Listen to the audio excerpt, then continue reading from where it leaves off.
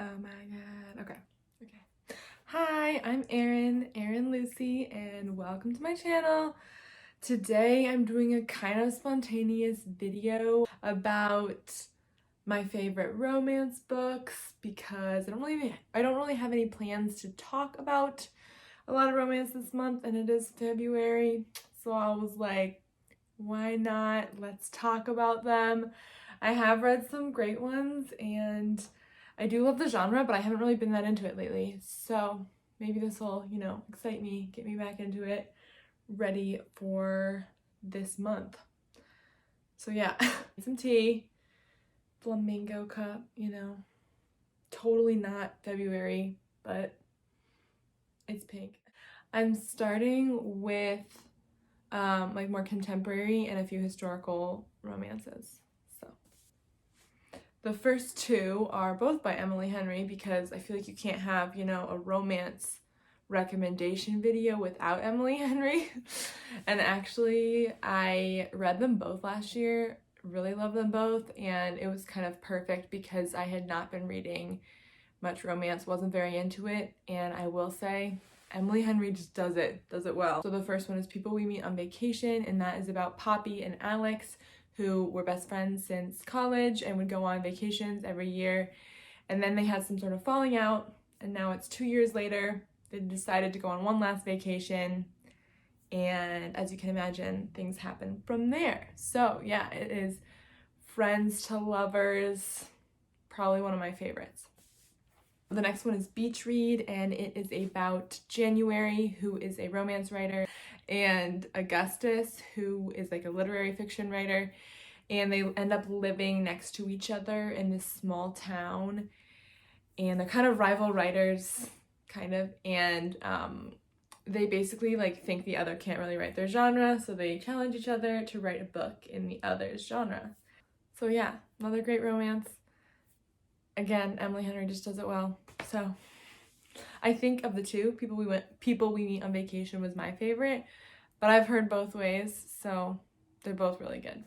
Next is The Bookshop on the Corner, and this is by Jenny Colgan, who has written a variety of other light romance novels. And this one's about Nina, who is like a librarian in a big city and moves to a small country town and gets a van to start this mobile bookstore in this small town. So it's very like big city, small town romance. So she meets somebody in this small town along with a lot of other people. It's a very like, if you love books, book lover book. And yeah, very cute, very lighthearted and heartwarming. And we have The Proposal by Jasmine Gilroy, which is about Nicole, who is proposed to by her boyfriend, and I think like the first chapter or so, at a baseball game, like in front of a whole camera crew. The entire stadium is watching, and she says no. And everyone's really disappointed at the game and on social media. There's a lot of backlash, and she's rescued by Carlos, who's a doctor, and they end up kind of hitting it off, although it's supposed to be a rebound. And yeah, I won't say any more, but it's also a really good one. That is a fun, lighthearted romance. The next one is a historical fiction, Bringing Down the Duke by Evie Dunmore. She's done a couple others like in this series, which I really want to read, but this is the one that I read originally, and I think it was the first one in the series. It's about Annabelle, who is a student at Oxford in like the first female cohort, and part of her role is to help in the suffrage movement. And one of the things she's doing is like helping convert affluent men to the cause. And one of the guys that she's interacting with is the Duke of Montgomery, who's very aloof and cold and kind of just annoyed that people are bothering him about anything, let alone the women's suffrage movement. So things go from there. It is a great, really fun, like kind of enemies to lovers. But yeah, I thought this was really fun. I'm pretty sure I read it in like one sitting, so quick read and really hooked me. The next three are like royalty kind of related romance. The first is Tokyo Ever After by Amiko Jean. And basically Izumi is Japanese American. She lives with her mom in Northern California, and she finds out that her dad is the crown prince of Japan. And so she goes there to meet her dad and the rest of her family there. And she ends up also meeting her bodyguard. And a romance sort of kind of starts to develop. But falling for your bodyguard is not exactly encouraged in the royal family. So lots of things follow. And that one was one I listened to on audiobook. I thought it was great. The next is Red, White, and Royal Blue by Casey McQuiston, and I could not find my copy of this anywhere, but it's one of my favorite romances. Probably like that and People We Meet on Vacation are probably my two favorites on this list. And it is kind of in an alternate reality where this woman is president of the United States and her son is kind of like enemies, rivals with the British prince. His name is Henry, and so they're forced into this role of pretending to like each other and be friends, and you can guess where that leads. So yes, great one. Also a pretty popular one from the last couple years, and totally worth the hype, I think. So the next is actually a series. I don't think you necessarily have to read it, but you probably will want to read the next one, and that is American Royals by Catherine McGee. And the second one is Majesty. There's actually a third one coming out this year as well. So this is another kind of alternate reality where George Washington became king instead of president, and this is about his descendants. So now, in present time, Beatrice, who's the oldest and in line for the throne, and then Samantha and Jefferson. So it's all about the three of them and their struggles in the limelight with different relationships and like the pressure to marry certain people and to be what the public wants them to be. So yeah, I loved it. I thought it was super fun. There are some like fun twists too in this one that I didn't see coming, but I thought were really great, made the story. And I like the second one a lot too, but I think the first one was my favorite. So yeah, American Royals.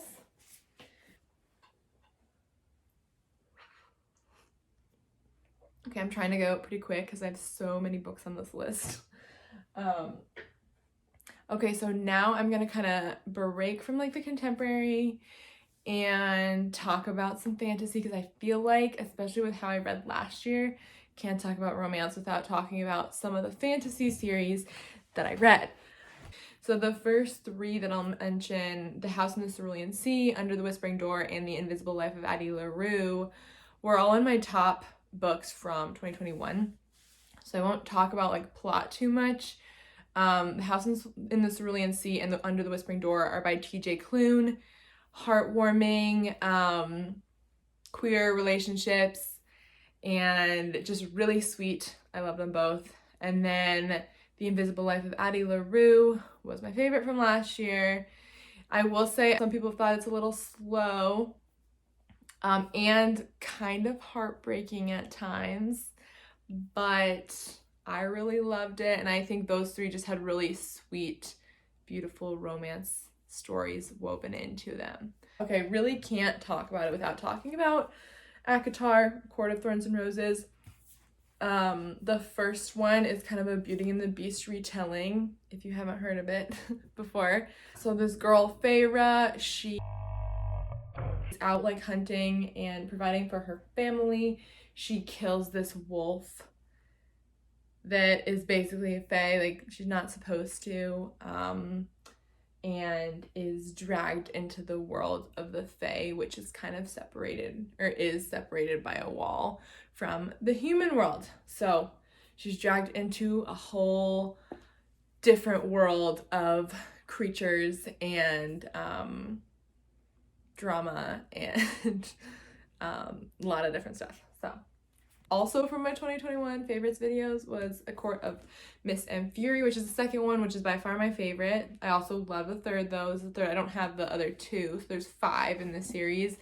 I love them all, and I think they're all really fantastic romance. I think one of the things I think a lot of people like about ACOTAR is just that they do Sarah J. Maas does really good world building and plot, and also really good romance. So it has all 3, and is definitely a good choice for a series that will just like hook you in. I read the whole series, I think, in like a week or 2, which is crazy because they are really thick. So yeah.